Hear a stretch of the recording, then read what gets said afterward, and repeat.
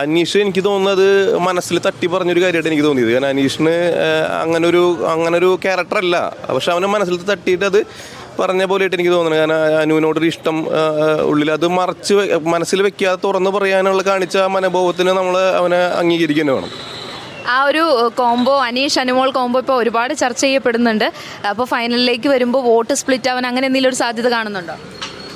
ഇല്ല, എനിക്കത് പോസിറ്റീവായിട്ട് തോന്നണേ. കാരണം അനുവിൻ്റെ ഫാൻസ് അടക്കം വരെ അനീഷിന് വോട്ട് ചെയ്ത് തുടങ്ങിയിട്ടുണ്ട്. അനീഷാണ് ഇപ്പോൾ താരം. അപ്പോൾ ആ തരത്തിലേക്ക് മാറിക്കഴിഞ്ഞു. ഇപ്പം ഞങ്ങളുടെ നാട്ടിൽ മഞ്ജു വാര്യർ കഴിഞ്ഞാൽ അനീഷ് എനിക്ക് തോന്നുന്നത് മനസ്സിൽ തട്ടി പറഞ്ഞൊരു കാര്യമായിട്ട് എനിക്ക് തോന്നിയത്. കാരണം അനീഷിന് അങ്ങനൊരു ക്യാരക്ടറല്ല, പക്ഷെ അവന് മനസ്സിൽ തട്ടിയിട്ട് അത് പറഞ്ഞ പോലെയായിട്ട് എനിക്ക് തോന്നുന്നത്. കാരണം അനുവിനോടൊരു ഇഷ്ടം ഉള്ളിൽ അത് മനസ്സിൽ വെക്കാതെ തുറന്ന് പറയാനുള്ള കാണിച്ച മനോഭാവത്തിന് നമ്മൾ അവനെ അംഗീകരിക്കുന്നത് വേണം.